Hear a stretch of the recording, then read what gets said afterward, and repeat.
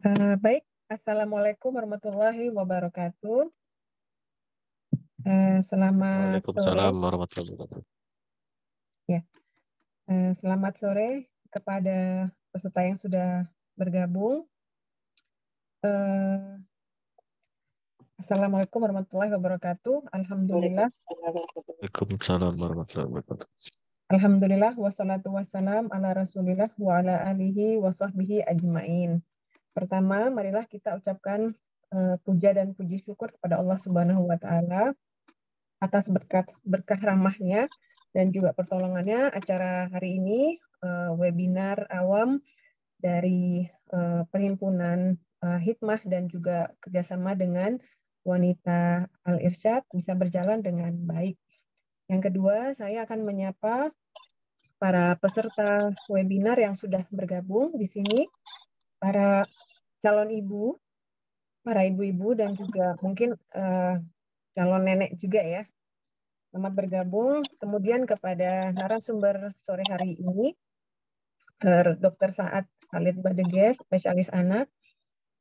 Dan juga saya akan menyapa Dr. Said Baraba, spesialis penyakit dalam, selaku ketua dari Hikmah, dan juga Ibu Umi Kalsum Abdul Aziz, selaku perwakilan dari PB Wanita Al-Irsyad.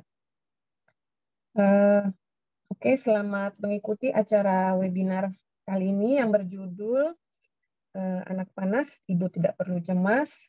Saya selaku MC sekaligus moderator di sore hari ini akan mempersilahkan kepada Dr. Said Baraba selaku Ketua Hikmah untuk memberikan sambutannya pertama. Kepada Dr. Said Baraba, saya persilahkan.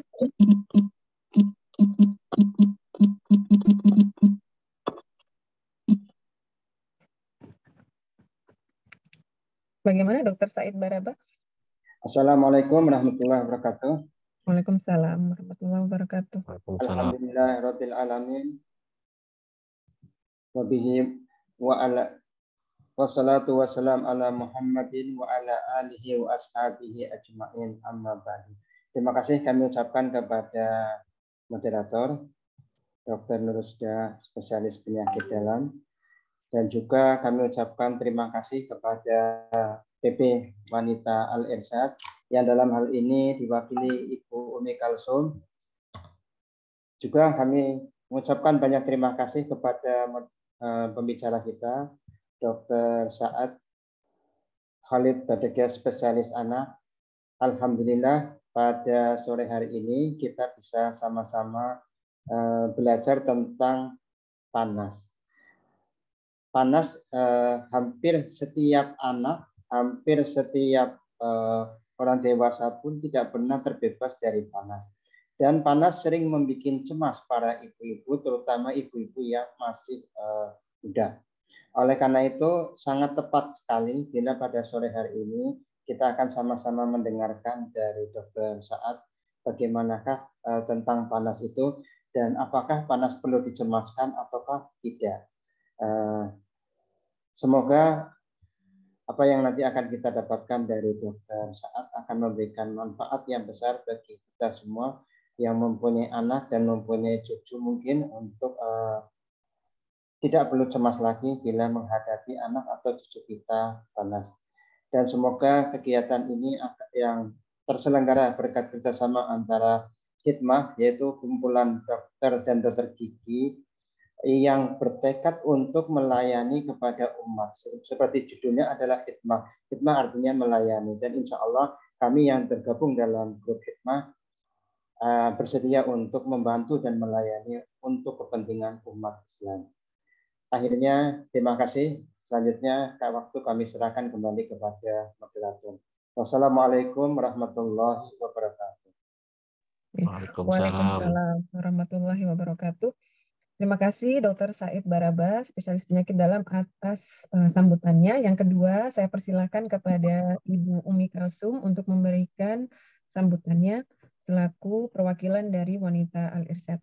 Ya, terima kasih yang terhormat Dr. Said Baraba, Ketua Hikmah, yang kami hormati Bapak Dr. Said Khalid Badeges, SPA, sebagai narasumber. Yang kami hormati Ibu Dr. Nur Rusda Kudah SPPD, yang saya muliakan segenap para peserta Zoom meeting yang berbahagia, dan yang saya banggakan seluruh rekan-rekan dokter yang hebat-hebat. Masya Allah. Assalamualaikum warahmatullahi wabarakatuh. Waalaikumsalam warahmatullahi wabarakatuh. Di sini saya selaku perwakilan dari Pengurus Besar Wanita Al-Irsyad mengucapkan selamat dan sukses atas terselenggaranya acara webinar awam dengan tema Anak Panas Ibu Tidak Perlu Cemas yang diprakarsai oleh Grup Hikmah dan Wanita Al-Irsyad. Mengawali sambutan ini, pertama-tama marilah kita panjatkan puji syukur kehadirat Allah Subhanahu wa taala yang hingga detik ini masih mengetuk pintu hati kita untuk terus memiliki jiwa sosial dan masih diberikan kesempatan menjadi hamba yang berguna dan bermanfaat untuk hamba lainnya. Salawat serta salam tentu juga tak henti-hentinya kita haturkan kepada baginda Rasulullah Sallallahu Alaihi Wasallam. Seluruh hadirin yang senantiasa dirahmati Allah, dalam surat Al-Maidah ayat 2 Allah berfirman, "Wa ta'awanu 'alal birri wat taqwa wa la ta'awanu 'alal itsmi wal udwan. Wattaqullaha innallaha syadidul iqab." Dan tolong menolonglah kamu dalam mengerjakan kebaikan dan takwa. Dan janganlah tolong menolong dalam berbuat dosa dan pelanggaran. Dan bertakwalah kamu kepada Allah, semoga Allah sesungguhnya amat berat siksanya. Semoga webinar awam ini, Masya Allah, luar biasa. Sukses, insya Allah ini merupakan langkah awal dari Hikmah yang bekerja sama dengan Wanita Al-Irsyad dan akan dilanjutkan dengan kegiatan yang kita saling bergandengan terus-menerus sehingga kita menjadi salah satu dari firman Allah, tolong menolong kamu dalam mengerjakan kebaikan. Semoga acara ini menjadi begitu penting karena banyak orang tua menjadi panik dan cemas akan kesimpang siuran berita yang terjadi di masyarakat dengan adanya berita-berita yang akhir-akhir ini mengganggu para ibu. Semoga dengan adanya webinar ini dapat mengarahkan ibu-ibu muda agar dapat kembali dalam menghadapi anak yang panas. Sekiranya demikianlah sambutan ini, akhir kata saya mengucapkan banyak terima kasih kepada rekan-rekan yang telah membantu mensukseskan agenda webinar ini hingga terlaksana dengan baik. Demikian sambutan saya, Nasrul minallahi wa fathun qarib. Assalamualaikum warahmatullahi wabarakatuh. Waalaikumsalam warahmatullahi wabarakatuh. Waalaikumsalam warahmatullahi wabarakatuh. Terima kasih Ibu Umi Kalsum atas sambutannya. Baiklah, menginjak pada acara utama sore hari ini, saya akan menyapa terlebih dahulu kepada Dr. Saad Khalid Badeges, spesialis anak. Dr. Saad, bagaimana? Sudah siap, Dok? Waalaikumsalam warahmatullahi wabarakatuh. Siap, insya Allah siap. Iya, oke. Itu share screen dari saya aja apa dari sudah aja? Dari saya aja ya, bisa ya? Dari dokter ya. Ya. Background-nya belum diganti, Dok. Background kuliah. Saya ini dulu sebelum dokter saat mulai presentasinya, saya akan sedikit membacakan supaya yang hadir di sini sudah kalian berkenal dengan Dr. Saad Khalid Badeges, spesialis anak. Beliau adalah dokter spesialis anak berusia 35 tahun ya, masih muda, merupakan alumni dari Universitas Diponegoro, baik S1 maupun SP1-nya. Kemudian saat ini bekerja di Rumah Sakit Persahabatan, Divisi Emergensi Rawat Intensif Anak, dan Rumah Sakit Ibu dan Anak Bunda Aliyah Pondok Bambu. Beliau adalah saat ini meneruskan studi subspesialis di RSCM dengan divisi kegawat daruratan anak. Oke, kepada Dokter Saad boleh dimulai. Terima kasih. Assalamualaikum warahmatullahi wabarakatuh. Waalaikumsalam warahmatullahi wabarakatuh. Terima kasih kepada Hikmah, terima kasih kepada Dr. Said Baraba, spesialis penyakit dalam Finasim. Terima kasih kepada PW Wanita Al-Irsyad yang diwakili Umi Kulsum, dan terima kasih kepada Dr. Rusdaya, spesialis penyakit dalam, atas kepercayaannya. Insya Allah kita sore ini, terima kasih juga kepada yang sudah hadir pada webinar ini. Ini insya Allah sebentar kita akan berbincang-bincang sedikit, sharing sedikit tentang demam pada anak. Jadi yang akan dibahas yaitu adalah definisi demam, klasifikasi demam, perawatan anak demam, dan apa yang harus dilakukan dan take home message. Demam itu merupakan kenaikan suhu tubuh, bisa fisiologis atau normal atau patologis. 40% demam itu terjadi pada bayi pada usia kurang dari 6 bulan, sedangkan 60% terjadi pada usia 6 bulan sampai 5 tahun. 15% orang tua itu membawa anak periksa ke dokter, itu terutama karena anaknya demam. Jadi kadang demam itu juga normal-normal aja. Kadang kita kalau habis aktivitas fisik itu ya demam, nggak masalah. Tapi juga patologis kenaikan suhu tubuh bisa karena infeksi, bisa juga karena inflamasi. Jadi demam adalah terjadi peningkatan suhu tubuh 1 derajat Celcius di atas suhu rata-rata sesuai metode pengukuran yang dilakukan. Anak itu memiliki suhu diurnal, yaitu paling rendah saat bangun tidur dan tertinggi saat pukul sore jam 17 sampai 19 dan kemudian akan turun di malam hari. Suhu tubuh itu pengukuran suhu penting karena dipengaruhi oleh lokasi dan jenis termometer yang digunakan. Apalagi sekarang beragam ya jenis termometer, ada yang infrared dan itu mereknya juga macam-macam. Jadi kalau pada contoh pada aksila, baik itu termometer merkuri atau elektronik, rentang reratannya itu 34,7 sampai 37,3. Kita sebut demam kalau 37,4 derajat Celcius. Jadi 37,5 itu udah demam. Sementara kalau kita di bawah lidah, baik itu termometer merkuri atau elektronik, 30 suhu normalnya 35,5 sampai 37,5 disebut demam kalau 37,6. Sementara kalau dari rektal atau dari dubur, termometer merkuri maupun elektronik, rentang normalnya 36,6 sampai 37,9. Disebut demam kalau 38 derajat Celcius. Kalau dari telinga, kan ada termometer dari telinga ya. Itu rentang normalnya 35,7 sampai 37,5 disebut demam 37,6. Kita ambil aja rata-rata lah ini. Semuanya biar gampang itu 37,5, di atas 37,5 itu kita sudah anggap demam walaupun itu memang subfebril, dan di atas 38 itu demam. Jadi kesimpulannya seperti itu. Jadi kita ambil patokan 37,5 itu sudah masuk demam walaupun subfebril. Mau diukur di mana aja. Sementara kalau dari rektal disebut demam kalau 38 derajat Celcius. Apakah demam itu suatu penyakit? Nah, demam itu macam-macam penyebabnya. Bisa karena vaksinasi, bisa karena dehidrasi, bisa karena peradangan, bisa karena infeksi, inflamasi, bisa karena penyakit virus, bisa juga karena malaria, bisa pneumonia, bisa infeksi saluran kencing. Jadi sangat beragam macam.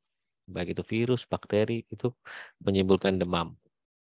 Jadi demam itu adalah penanda saat tubuh bereaksi terhadap infeksi atau peradangan.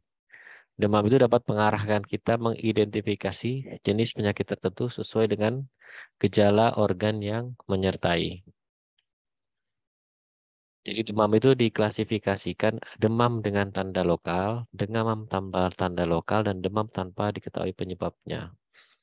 Jadi contoh demam dengan tanda lokal, misalnya demam ada dari anamnesis dan pemeriksaan fisik diketahui ada batuk, pilek, ada peradangan di tonsil gitu ya. Jadi biasanya lama demamnya kurang dari 1 minggu. Paling sering memang infeksi saluran, infeksi respirasi atau infeksi saluran pernapasan. Sementara demam tanpa tanda lokal, kalau kita lihat anaknya demam naik turun ternyata nggak ada peradangan, nggak ada merah-merah di badannya, nggak ada kayak bisul gitu, nggak ada. Jadi ya nggak ada fokus infeksi, nggak ada luka. Nah, bisa juga timbul demam. Ternyata kita cek pipisnya, oh ada infeksi saluran kemih. Itu juga umumnya biasanya kurang dari 1 minggu. Ada lagi demam yang udah dicari-cari udah 1 minggu lebih, tapi masih aja demam naik turun. Nggak ada tanda infeksi, nggak ada apa-apa. Nah, itu biasanya lebih dari 1 minggu itu biasanya pada penyakit, bisa pada keganasan, autoimun, atau penyakit infeksi yang lain. Parasit juga bisa.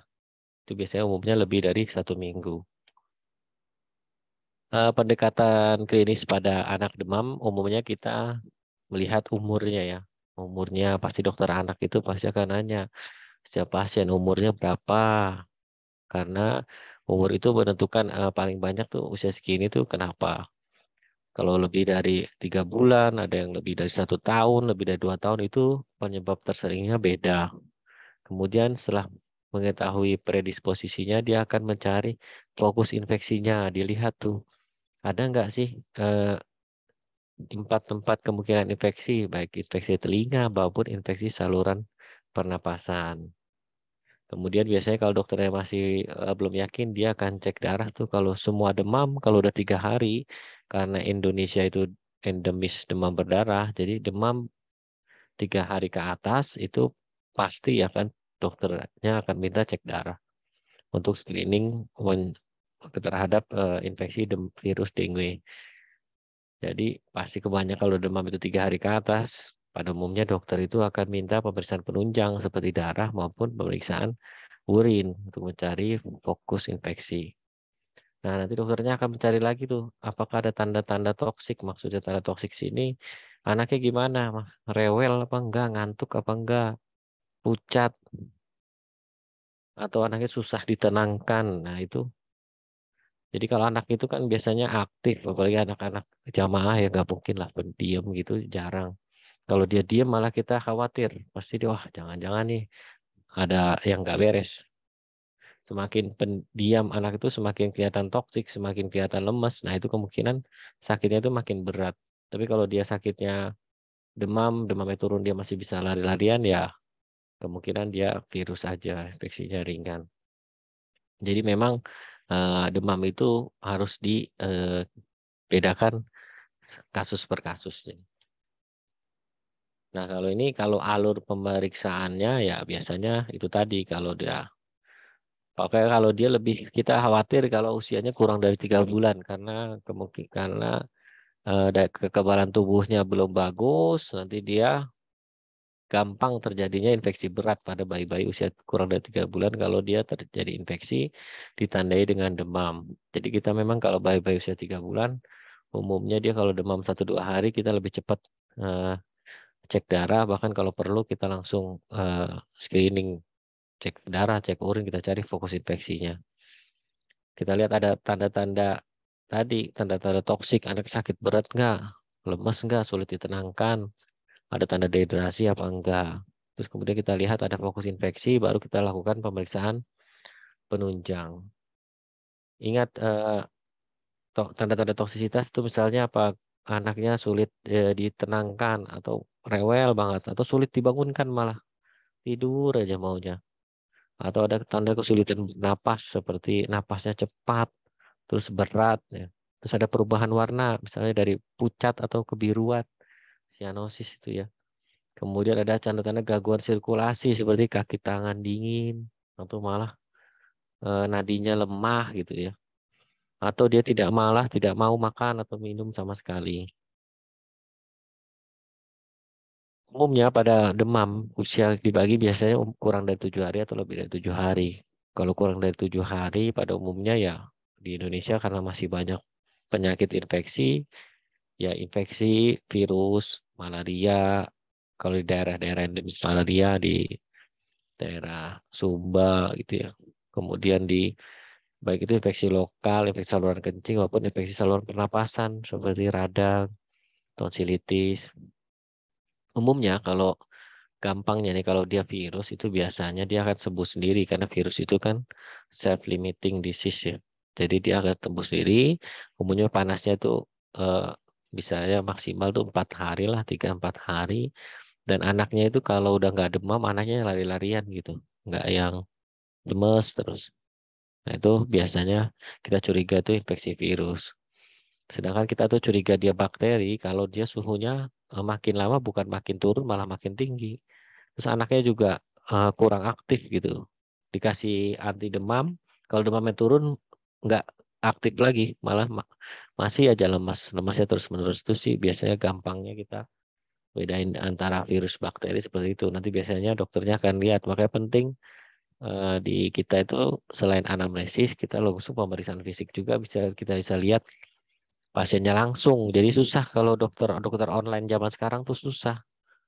Gimana dokter itu nggak lihat pasien kalau dia dan bisa memberikan terapi kalau dia nggak lihat pasiennya. Jadi biasanya yang di online itu memang kurang karena dia kan biasanya konsultasi online, jadi dia nggak lihat pasien, dia hanya berdasarkan keluhan atau mungkin video, tapi kan video itu kan tidak real time.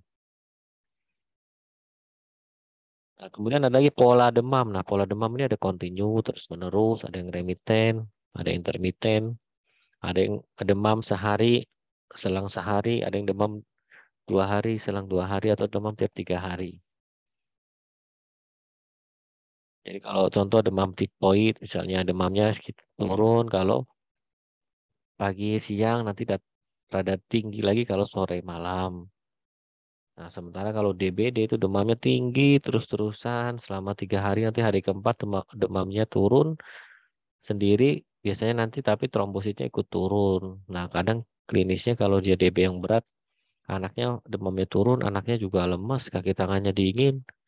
Bahkan bukannya demamnya turun, kalau infeksi virus biasa begitu demamnya turun anaknya ceria, ini demamnya turun dia malah lemas, malah dia nggak mau makan, nggak mau minum, malah pipisnya sedikit. Nah, itu khasnya kalau DB-DB yang kita khawatir pada fase-fase kritis hari keempat, kelima, keenam. Nah, kalau malaria beda lagi dia. Demamnya naik, ada hari pertama, hari kedua. Kalau Plasmodium vivax atau oval, demamnya hari pertama demam, kedua bebas demam, ketiga demam lagi. Kalau Plasmodium malaria, hari pertama demam, kedua, ketiga nggak demam, hari keempat demam lagi. Nah, ini biasanya pada daerah-daerah endemis malaria nih, daerah timur ya. Yang paling sering banget pada anak itu infeksi saluran napas.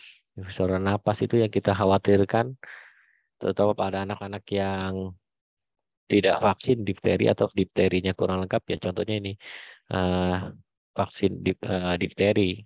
Kita khawatir, makanya dokter anak suruh anggap, biasanya anak disuruh mangap, selain dia ngeliat merah, dia ngeliat juga apa ada pseudomembran, namanya membran keputihan yang mudah berdarah. Nah, ini yang kita khawatirkan memang difteri. Ada juga bakteri, memang ada virus. Kemudian biasanya kita bedain, ada kriteria tuh.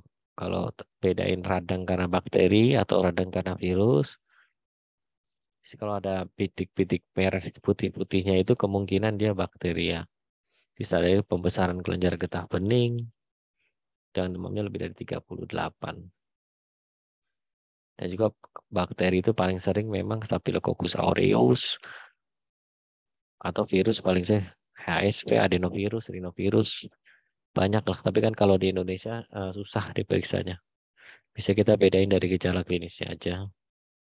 Itu paling sering memang sekarang memang masih infeksi saluran napas. Nah, ini baik. Nah, kalau ada demam dengan ruam, ya kemungkinan ya antara campak atau campak Jerman atau measles atau rubella. Dia khasnya apa? Kalau campak nih demam sekitar 3 bisa sampai 5 hari. Ada batuk, pilek, kadang mata merah berair atau lemas. Nah, kalau anaknya udah vaksin biasanya gejalanya nggak begitu berat. Tapi kalau anaknya belum vaksin biasanya gejalanya lebih berat karena dia kan belum ada perlindungan. Kemudian setelah demamnya turun, nah muncul ruam kemerahan tuh dari belakang telinga, wajah, leher, menyebar ke seluruh tubuh. Kadang sertai pneumonia, encephalitis atau otitis. Atau radang telinga nih, otitis. Nah, setelah itu hari ke 7 sampai 10, lebih dari 10 hari dia mulai perbaikan, demam menghilang, nafsu makan membaik. Kemudian ruamnya itu minggu kedua mulai jadi bercak-bercak kehitaman, dan setelah 2 minggu nanti dia hilang sendiri. Nah, ini paling sering juga beda merahnya sama yang ini beda. Kalau ini merahnya merah fase penyembuhan DB, ini namanya ruam konvalesen, dia penyembuhan namanya. Kalau ini DB yang udah fase penyembuhan, kaki tangannya pada merah-merah. Jadi kalau demam DBD, apalagi sekarang musim hujan, itu kita harus perhatikan tuh genangan, nyamuk. Dilihat pagi-pagi apa ada nyamuk yang Aedes hitam putih. Lihat kolam ikan, tempat-tempat ada tertampung air gitu. Karena udah mulai musim hujan. DB ini mengganggu banget karena dia panasnya itu tinggi terus-menerus selama 3 hari. Dia memang kadang banyak ketidaksertai batuk pilek. Anaknya jelas pasti kalau kayak gitu malas makan minum. Kadang saya nyeri perut, nyeri kepala, mual. Ada juga kadang bintik-bintik peteki namanya. kadang disertai juga mimisan dan gusi berdarah. Nah, fase kritisnya bukan pada fase demam dia. Fase demam itu yang jadi masalah biasanya dehidrasi anaknya. Nggak mau makan, nggak mau minum, jadi kurang cairan. Nah, fase kritisnya itu terutama pada demamnya turun. Jadi ketika demamnya turun, nah itu trombositnya akan keluar dari plasma dan dia akan ngedrop trombositnya. Nah, itu harus minumnya lebih banyak lagi untuk mengantisipasi fase kritisnya. Setelah fase kritis lewat, dia baru masuk fase penyembuhan hari ke-6, ke-7. Biasanya udah disertai ruam-ruam kayak gini nih. Nah, itu udah mulai seneng kita. Kalau udah mulai ada ruam-ruam ini berarti udah penyembuhan DB-nya. Nah, pertolongan pertama gimana sih kalau ada anak itu demam, baik itu ada batuk atau gak pilek. Jadi kalau anak kecil itu demam, kadang nanti hilang sendiri itu wajar aja sih karena dia kan terpapar antigen gitu ya. Terpapar benda asing jadi wajar aja kadang dia demam naik turun. Bisa tuh ada batuk, ataupun ada pilek aja ya. Jadi pertama pastikan dia mendapatkan asupan cairannya cukup. Terus kompres dengan air hangat atau air suhu ruangan. Jika suhu lebih dari 38 derajat Celcius, bisa diberi obat demam. Nah, kadang kan anak itu malas makan, makanya pola makannya harus diubah. Kalau anak sakit, jangan seperti anak sehat. Jadi dia makan minumnya sedikit-sedikit, tapi sering. Dan orang tua harus tahu kapan mulai pertama kali demam, hari apa. Jangan kira-kira 2 hari, kira-kira 3 hari. Nah, itu jangan. Ingat-ingat kapan dia mulai demam, hari Ahad, apa hari Senin, apa hari ini, jam berapa gitu. Karena itu penting untuk diagnosis. Dan untuk biar labnya itu tepat, nanti kalau perlu pemeriksaan penunjang, kita akan periksa labnya itu sesuai dengan hari demamnya. Dilihat anaknya gimana, apakah ada gejala lain, misalnya diare, batuk, atau pilek. Nah, anaknya masih aktif apa enggak, dilihat nafsu makannya. Anaknya lemes apa cuma lemes apa malah udah gak sadar gitu. Nah, itu kan lebih bahaya lagi. Nah, kalau udah kayak gitu, kalau anaknya masih oke, masih mau makan minum, masih bisa terhidrasi, tidak ada tanda-tanda kurang cairan, ya boleh. Tapi demam yang sudah 3 kali 24 jam itu harus berobat. Karena apa? Karena mau nggak mau memang harus cek darah. Karena kita khawatir itu DB gitu loh. Karena kan Indonesia itu endemis DB. Jadi kita singkirkan dulu. Yang penting dia bukan DB aja. Atau kita lihat dari hasil labnya apa ada ke arah bakteri atau virus gitu ya. Jadi kalau 3 kali 24 jam anaknya itu demam, nggak ada perbaikan itu, tolong berobat ke dokter yang terdekat. Nah kalau di rumah gimana sih? Kalau perawatan anak saat demam, yang pertama ya dia harus mau nggak mau memang harus istirahat, bed rest karena dia semakin beraktivitas, suhunya nanti makin tinggi. Kemudian jaga suhu ruangan agar sejuk aja, jangan AC boleh nyala tapi jangan terlalu dingin, jangan terlalu panas ya. Standar aja lah 24-25. Kemudian pakaian juga pakailah bahan yang tipis dan nyaman, jangan pakai selimut tebal gitu, jangan nanti suhu tubuhnya nggak bisa keluar dia dari dalam, malah kita tutup pakai selimut, pakai jaket, malah tambah demam nanti. Konsumsi cairan yang lebih sering, sedikit-sedikit tapi lebih sering. Makan apa aja yang dia mau, kemudian kompres dengan air hangat atau air biasa, bisa dikasih obat anti demam, baik itu paracetamol maupun ibuprofen. Nah, kalau anti demam itu bisa kita berikan kalau suhunya lebih dari 38 derajat Celcius. Terutama pada anak-anak dengan riwayat kejang, itu mungkin 37,5 bisa lah kita berikan. Karena dia ada riwayat kejang sebelumnya. Jadi itu tergantung kasus demi kasus. Nah, paling sering memang di kita itu paracetamol ya. Baik itu mereknya macam-macam lah. Itu ada Praxion, ada Tempra, ada macam-macam, Sanmol. Itu sih sama, cuma maupun paracetamol semua Panadol semua sama isi paracetamol, cuma beda kandungan, beda rasa aja. Yaitu memang antipiretik, anti demam dan ada anti nyerinya juga. Tapi dia tidak ada anti peradangan. Nah, keuntungannya dia tuh ada dalam bentuk sirup, ada juga yang dalam bentuk dubur, yang dari masukin ke dubur. Jadi Bisa kalau anaknya sering muntah, nggak mau minum obat, bisa kita turunkan demamnya dengan masukkan ke dokternya langsung. Dosisnya kurang lebih 10 sampai 15 mg per kilogram berat badan, bisa diberikan tiap 4 jam. Dia akan menurunkan suhu kurang lebih 30 menit dan masa kerjanya kurang lebih 3 sampai 4 jam. Biasanya sih paracetamol itu nggak diminum sambil makan ya. Jadi sebelum atau sesudah makan, biar dia efektivitasnya lebih tinggi. Kemudian ada lagi yang sering juga, ini bedanya, ini ibuprofen. Dia memang lebih poten dalam menurunkan panas dan dia efeknya lebih jangka panjang, per 6 jam dia kerjanya.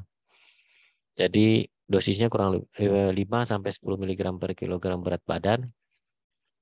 Ini mereknya Proris. Nah, itu yang terkenal tuh Proris, Bufek. Nah, itu ibuprofen tuh isinya. Bukan bukan paracetamol. Kalau paracetamol tadi Pamol, Tempra, apalagi Praxion. Nah, itu macam-macamnya. Nah, ini bedanya dia memang lebih lebih poten dan lebih lama gitu menurunkan demamnya. Tapi dia punya efek samping, memang kadang suka bikin mual dan iritasi lambung. Bukan sih demam yang harus dibawa ke dokter. Kalau demamnya lebih dari 40, itu mau nggak mau, itu angka 40 itu magic number. Nggak boleh kalau anak itu demam terlalu tinggi sampai 40. Atau demam tinggi plus kejang. Apalagi kejang pertama, nah itu mau nggak mau harus dibawa ke UGD. Dan kejang pertama itu mau nggak mau harus rawat memang. Karena dia harus dipantau 1 kali 24 jam, kita khawatir dia berulang. Demam dan menangis terus-menerus tidak bisa ditenangkan. Demam serta penurunan kesadaran yang tidak respon. Misalnya anaknya nggak bisa dibangunkan, anaknya sama sekali nggak respon. Nah, itu harus segera dibawa. Demam yang ada ruam-ruam dan dia biasanya umumnya udah lebih dari 3 kali 24 jam, nah itu harus dibawa ya. Nah, demam yang ada mual, muntah atau diare sampai anaknya matanya kecekung, nggak mau ya, pipisnya sedikit. Nah, itu kalau udah ada tanda-tanda dehidrasi itu mau nggak mau yang harus dibawa. Demam adanya kesulitan bernapas sampai biru, anaknya susah, napasnya sesak. Kita khawatir dia ada infeksi paru, pneumonia. Demam serta tanda perdarahan itu seperti apa? Mimisan, gusi berdarah, muntah hitam atau berdarah, buang air besarnya hitam atau berdarah, atau bintik perdarahan di kulit. Nah, demam lebih dari 1 minggu. Demam pada bayi kurang dari 3 bulan itu mau nggak mau memang bayi itu kurang 3 bulan tuh harus lebih diperhatikan. Apalagi jangan sampai demam, makanya kalau bayi-bayi kurang dari 3 bulan tuh. Demam pada anak dengan penyakit kronis atau autoimun. Nah, misalnya dia udah terdiagnosis lupus atau ada terdiagnosis cancer atau terdiagnosis leukemia. Nah, itu kalau dia demam, nah itu harus dibawa. Nah, apabila ada juga indikasi sosial namanya, orang tuanya sangat cemas dan merasa tidak sanggup. Misalnya ayahnya kerja, ibunya kerja, nggak ada siapa-siapa di rumah, ya sudah. Daripada itu biasanya sih dibawa. Nah, jadi demam itu yang kita penting itu identifikasi penyebab dan gejala penyerta. Jangan panik, berikan tata laksana awal, dan jangan terlambat membawa ke dokter bila gejala demam memberat. Sakit itu memang prinsipnya atasi lebih cepat, atasi lebih dini, sehingga tidak menjadi berat. Makin cepat diatasi, makin cepat ditangani, penyakit itu akan tidak, harapannya tidak akan progresif menjadi berat, sehingga angka kesembuhannya juga lebih tinggi, dan komplikasinya juga lebih rendah. Begitu, terima kasih. Assalamualaikum warahmatullahi wabarakatuh. Ya, waalaikumsalam warahmatullahi wabarakatuh. Terima kasih Dokter Saad atas penjelasannya mengenai demam pada anak yang sangat menarik ya. Selanjutnya setelah pemaparan kita masuk ke sesi diskusi. Kurang lebih saya sediakan waktu sekitar 25 menit ya. Baik, dari peserta yang sudah hadir, apa ada yang ingin bertanya kepada pembicara? Bisa raise hand atau langsung open mic. Ya, Dok, kepada Ibu Hidayah Basleman ya. Silakan. Assalamualaikum warahmatullahi wabarakatuh. Ya, Waalaikumsalam. waalaikumsalam warahmatullahi wabarakatuh. Terima kasih dokter atas penyampaiannya. Saya mau bertanya, katanya kalau anak demam itu atau sakit apapun itu nggak boleh dimandikan. Apakah benar? Terus kalau misalkan demam, terus anaknya nggak mau makan dan itu masih menyusui, misalkan 8 bulan masih menyusu, maunya cuma menyusu itu boleh enggak? Terima kasih. Assalamualaikum warahmatullahi wabarakatuh. Waalaikumsalam. Jelas Dokter Saad atau mau diulang? Katanya suaranya agak Jelas. terus tadi. Jelas. Iya, Oke. jelas. Ya, silakan.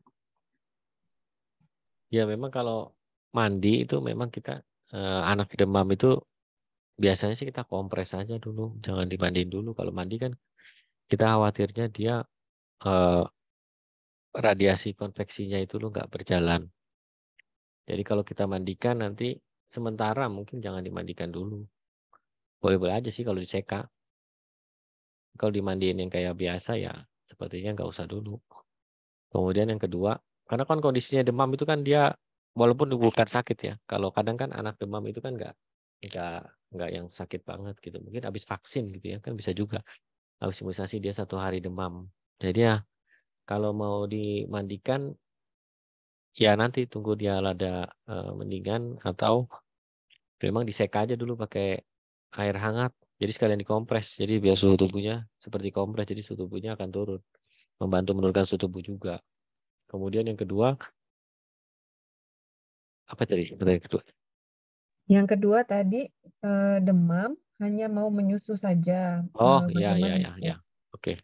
Kalau dia nyusu itu kan susu itu kan makanan cair sebenarnya. Jadi nggak masalah.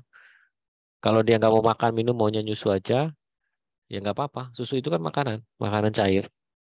Jadi kalau anak-anak di rumah sakit itu kan kalau dia nggak mau makan minum kan kita kasih aja susu. Jadi selama dia mau menyusu, nggak ada tanda-tanda kurang cairan ya nggak apa-apa, nyusu aja.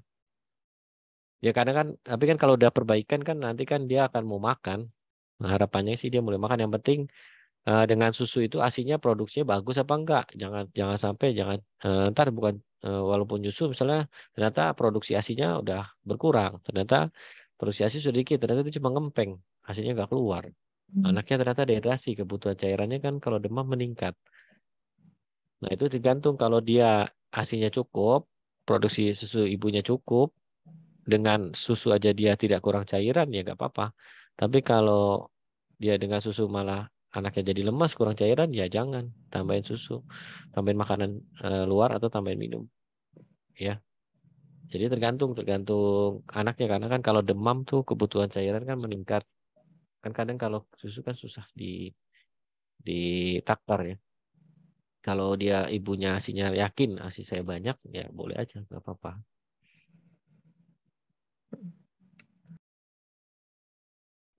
Baik, untuk pertanyaan ini dari penanya kedua, Zuhal Bafana. Ya, silakan. Oke. Mau tanya ya, saat ini nih lagi sering banget anak saya itu udah 4 kali ke dokter dalam bulan ini.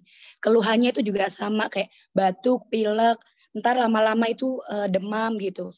Ntar saya kasih obat, masuk sekolah lagi, begitu lagi. Dapat 2 hari, 3 hari, dia ada batuk lagi. Jadi selama sebulan itu batuknya sembuhnya itu cuman berapa hari, begitu lagi. Dan yang saya takutin ini, tiap ke dokter itu kan otomatis dokter itu ngasih antibiotik ya. Nah saya ini lagi ngeri tuh, kan antibiotik, terus anak ini selama sebulan itu antibiotik terus. Itu dengar berita yang sekarang kan ada yang gagal ginjal gini-gini tuh ngeri itu gimana dalam pemberian antibiotik ini. Terus sama pemberian efisiensinya itu kalau demam itu pada anak itu paracetamol aja atau ibuprofen ya. Yang saya tahu sih selama ini paracetamol. Untuk efisiensinya pada anak yang demam. Ya. Sama satu lagi minta tolong, sama satu lagi mimisan. Anak saya itu kalau lagi main kelamaan gitu panas-panasan, ntar mimisan gitu. Usianya 8 tahun. Tapi nggak sering, cuman kadang-kadang 6 bulan, 7 bulan itu mimisan gitu. Tapi cuman sekali terus hilang. Itu dari apa ya? Kira-kira itu dari apa gitu? Kok sering begitu? Terima kasih. Jelas, Dokter Saad? Jelas? Jelas, ya Oke. ya jelas. Ya, yang pertama kalau batuk pilek ya memang karena kan kita udah mulai sekolah lagi, aktivitas mulai banyak ya, pasti interaksi anak juga lebih banyak. Jadi wajar karena kan dia kan ketularannya itu biasanya kan menular ya. Jadi kayak Mm-mm. pingpong, yang satu batuk, satu sembuh, satu sakit, satu sembuh. Ya memang itu tidak bisa di apa ya dihindari dalam dalam sekolah. Jadi ya memang yang pertama pencegahan. Dia harus Mm-mm. jaga kebersihan si anaknya sebelum makan minum, suruh cuci tangan, sikat gigi juga minimal 2 kali sehari. Itu dalam segi pencegahan. Diajarkan cuci tangan, sering-sering cuci tangan. Jangan kalau ada yang batuk pilek, suruh pakai masker. Kalau bisa dia juga di sekolah pakai masker juga, jadi lebih lebih aman gitu. Di pencegahannya dulu.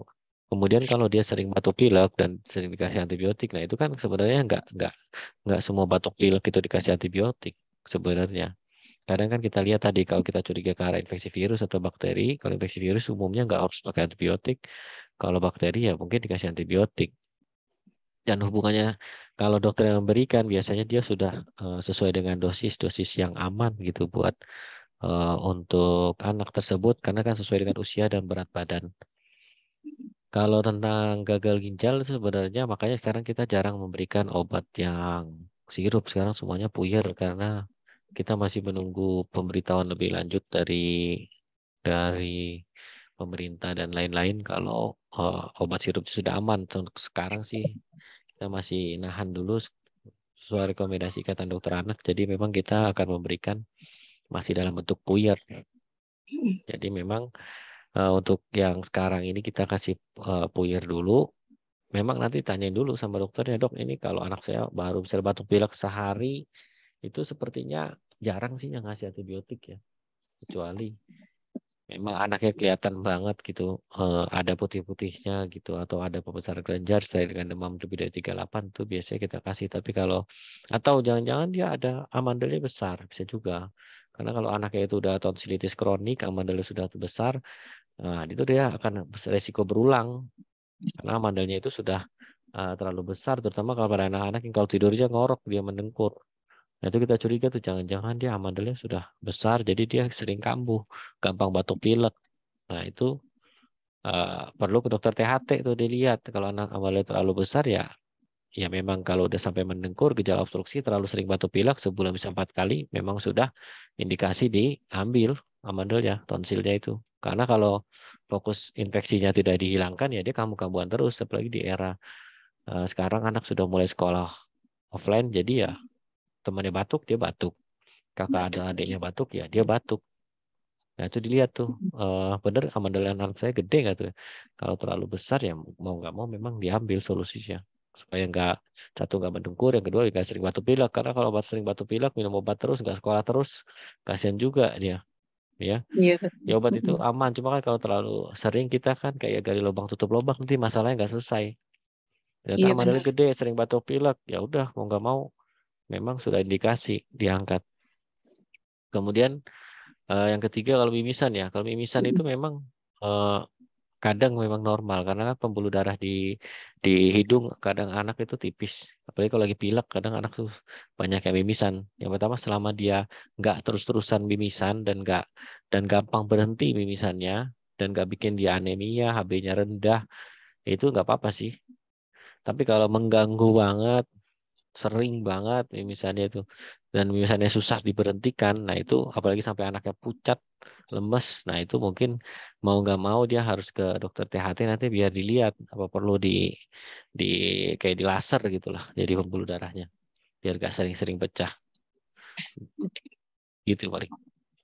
Selama dia itu nggak masalah sih, selama nggak ada apa-apa cuma sekali-sekali doang, mungkin karena suhu udara kelembapan atau pilek juga bisa dia karena kan kalau pilek kan mukosanya bengkak itu jadi dia lebih tipis jadi gampang mimisan Ya. begitu.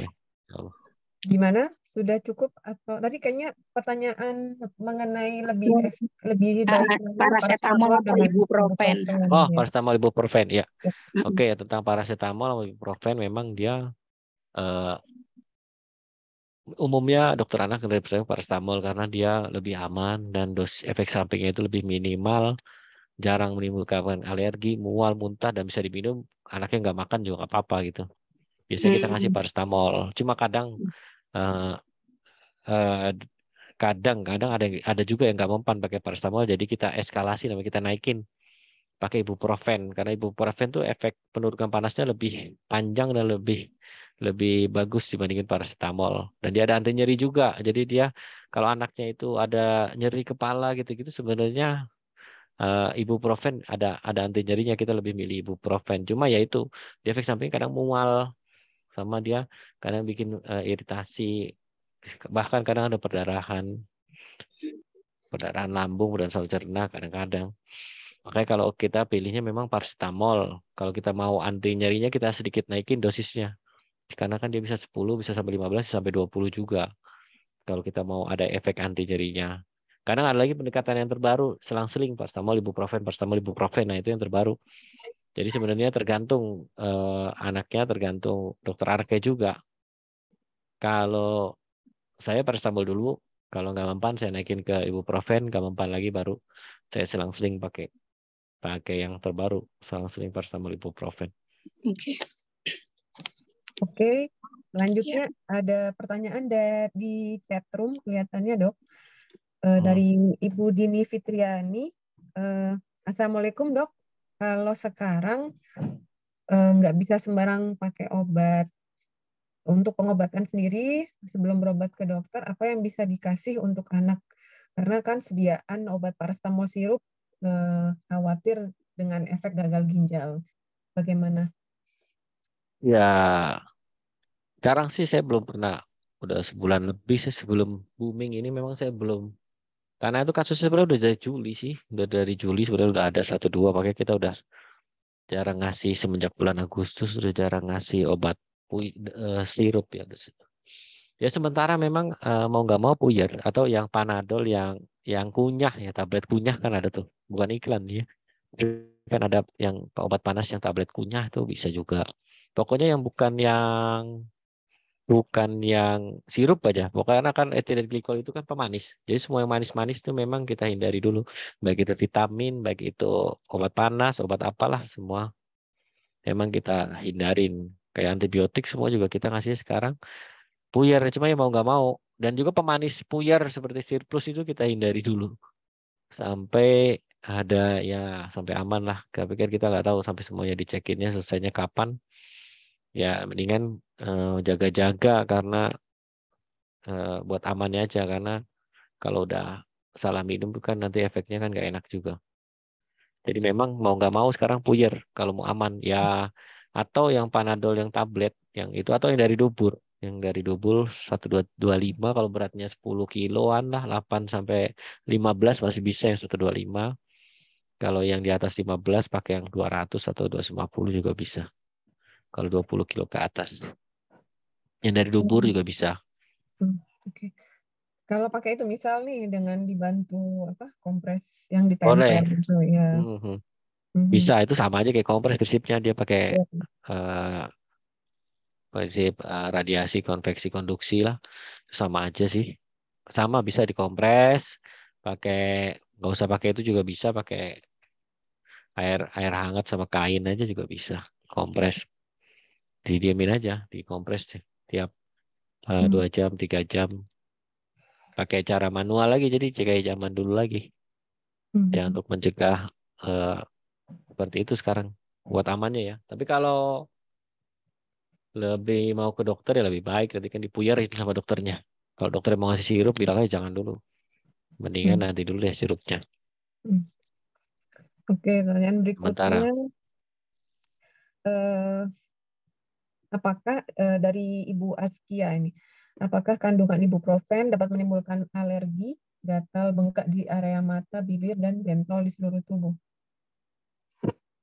bisa, semua obat bisa, semua obat punya resiko alergi. Alergi itu gak cuma bentol, diare, muntah, ruam, kejang, bisa juga karena alergi. Jadi alergi itu nggak harus dia itu bentol, ruam gitu. Semua obat tuh punya resiko alergi, baik itu ibuprofen, paracetamol. Makanya dokter itu pasti akan nanya, anak ibu punya riwayat alergi nggak? Karena riwayat alergi itu core penting dalam setiap kali anamnesis. Pertanyaan dokter dan pasien itu pasti harus ditanyakan oleh dokternya, anak ibu punya alergi apa enggak. Karena kalau dia punya alergi, kita jelas nggak boleh ngasih. Ya, bisa semuanya, juga cuma ibuprofen, paracetamol, obat anti alergi aja ada yang alergi. Dexa itu ada yang alergi, obat anti alergi. Jadi nggak cuma ibuprofen, semua ada resiko alergi bisa. Kadang nggak ada saja panas. Oke, pertanyaan berikutnya yang ada di chat room ya. Pertanyaan dari Ibu Nazua. Dokter, anak saya usianya 1 tahun, sedang demam. Saya belum ke dokter, hanya memberikan Sanmol tablet saja. Saya bagi 5, tapi kadang nggak ngaruh, masih aja demam. Sama sekali nggak mau makan, hanya mau minum. Bagaimana dok? Kelihatannya juga agak lemes dan sering tidur. Katanya harus dibawa ke dokter Said. Itu dokter Said nih. Nggak juga sih. Ya kalau lemas nggak mau tidur ya mendingan dibawa sih ke dokter, karena kan kadang kalau 1 tahun itu dia gampang dehidrasi karena dia harus banyak minum. Jangan, ya itu tadi, kalau dia ada gejala-gejala lemas, nggak mau makan, nggak mau minum, ya mendingan ke dokter. Apalagi kalau panasnya udah 2-3 hari, lagi musim DBD gini, mendingan ya dibawalah berobat. Nanti kita dikasih obat sih, nanti mungkin puyer juga. Bisa sih dikasih Sanmol 1/5 ya. Karena setahun kurang lebih 8-12 kilo paling. Ya 1/5-1/4 masih oke lah. Ya cuma ya itu kalau dia lemas gak mau makan minum itu kan nanti ya makin lama kita khawatirnya dehidrasi, dia kurang cairan. Banyak kan. Karena kan kalau demam itu butuh cairan banyak, lebih banyak. Kalau dia nggak mau makan minum, mungkin sarannya dibawa aja dulu ke rumah sakit terdekat lah. Ketemu dokter dulu. Oke, saya mengingatkan ya kepada peserta, di sini kita menyediakan link absen. Dengan mengisi link absennya nanti kita bisa memberikan e-sertifikat untuk peserta yang membutuhkan sertifikat. Juga bisa mendapatkan materi dari pembicara, tapi harus mengisi link absensi ya, bisa dilihat di chat room untuk pengisiannya. Kemudian Dokter Saad ada pertanyaan terakhir ya, saya kira ya, dari Ibu Fitri. Oke, Ibu Fitri yang berbeda ya dengan penanya tadi ya. Dok, anak saya punya riwayat kejang demam. Kalau panas, saya selalu berikan obat penurun panas. Kalau kejang muncul masih suka panik nih, gitu. Pertolongan pertama apa yang harus dilakukan untuk mengurangi kejangnya? Gimana dok? Kejang demam nih. Oh ya, kalau kejang demam ya jangan sampai demam anaknya, karena kan dia berarti kejangnya karena demam.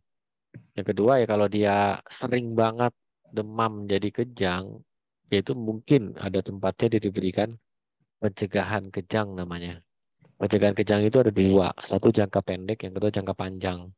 Kalau pencegahan kejang jangka pendek dia diminum selama demam, contohnya diazepam. Kalau zaman sekarang mungkin dulu kan ada sirup ya, diazepam sirup. Diminum bareng obat panasnya. Jadi 3 kali sehari selama dia 1-2 hari demam, diminumin tuh sampai dia 1 hari nggak demam, baru kita stop diazepamnya. Itu namanya pencegahan kejang jangka pendek. Tapi kalau dia sering banget demam sedikit 37,5 kejang. Setahun lebih dari 4 kali kejangnya. Atau 37,4 aja dia udah kejang. Atau awalnya 39 baru kejang, sekarang malah 37,5 kejang. Jadi kita kan nggak mau anak itu terlalu sering kejang, bisa diberikan pencegahan kejang jangka panjang. Jadi obatnya itu sirup asam valproat namanya. Jadi buat seperti obat-obat pencegahan kejang pada obat epilepsi atau itu. Jadi kalau bedanya kalau dia itu setahun minumnya sampai setahun nggak kejang, kalau epilepsi 2 tahun. Jadi tergantung, konsultasi aja ke dokternya atau ke dokter terdekat, bilangin anak saya sering kejang, apa perlu sementara mungkin diberikan pencegahan kejang jangka pendek dulu. Kalau bagus dengan itu nggak demam-demam, nggak kejang-kejang, ya udah bagus. Tapi kalau masih kejang juga, kita naik ke pencegahan kejang jangka panjang. Jadi dia minum obat selama setahun. Sampai anak itu setahun nggak kejang baru di stop. Karena anak kalau kejang terlalu sering itu nanti dia lama-lama dia ada kayak kurang oksigen lah di otaknya, nanti ada lesi ya, khawatirnya nanti lama-lama dia kejangnya itu nggak pakai demam.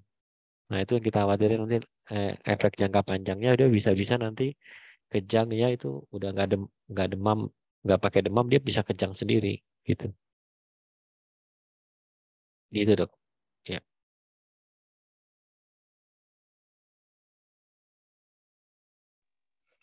Baik, saya kira sudah cukup ya waktunya. Oke, saya tutup ya. Saya beri kesimpulan untuk webinar kali ini.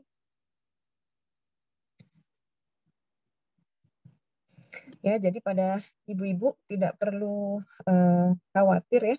Demam itu bisa diakibatkan satu proses memang infeksi, selain itu juga bisa diakibatkan karena kondisi cuaca yang terlalu panas atau kondisi dehidrasi atau mungkin juga bisa akibat dari pemberian vaksinasi. Nah, yang bisa dilakukan di rumah, jangan panik, berikan kompres, berikan cairan yang cukup, suasana ruangan yang sejuk ya, dan bisa diberikan kompresnya dengan air biasa atau air hangat untuk mengurangi efek demamnya. Bila tidak cukup, bisa diberikan terapi suportif seperti yang tadi Dokter Saad bilang. Hati-hati apabila demam sudah lebih dari 3 hari, sudah waktunya untuk berobat, konsultasi dengan dokter. Kemudian jangan terlambat membawa ke dokter apabila ditemukan gejala demam yang memberat, misalkan disertai dengan anak yang lebih rewel, sulit ditenangkan ya, atau dengan tampak sangat lemah ya, tidak mau minum, tidak mau makan minum, muntah-muntah atau tampak dehidrasi ya dari matanya, kemudian tampak lemah sekali. Saya rasa begitu untuk kesimpulan dari sesi diskusi dan presentasi dari Dokter Saad hari ini. Mungkin bisa ditambahkan juga nih, alergi obat, tidak bisa minum obat. Oh ya maaf, ini mungkin menjawab yang tadi ya. Oke, untuk mengabadikan momen kali ini, saya undang para peserta untuk kita foto bersama ya, dengan Dokter Saad, dengan saya, dan juga dengan panitia. Kita bisa foto bersama untuk mengabadikan momen bersama. Dari panitia gimana? Panitia. Kita mulai dari halaman pertama ya. Dari halaman pertama ya, oke. Oke, 1, 2. Oke, sekarang ke halaman 2. Boleh open cam sebentar jika tidak ada halangan. 1, 2, 3. Oke, halaman terakhir. 1, 2, 3. Oke, terima kasih. Ya, terima kasih. Saya tutup untuk sesi webinar hari ini. Terima kasih. Wabillahi taufik wal hidayah. Assalamualaikum warahmatullahi wabarakatuh. Waalaikumsalam warahmatullahi wabarakatuh. Waalaikumsalam. Terima kasih Dokter Saad, terima kasih Dokter Ustaz. Terima kasih, Mei. Terima kasih semuanya, Mei. Dokter Saad, makasih ya. Terima kasih. Terima kasih Dokter, terima kasih semuanya. Terima kasih, Mei. Terima kasih sama-sama. Terima kasih dokter. Assalamualaikum. Waalaikumsalam warahmatullahi wabarakatuh.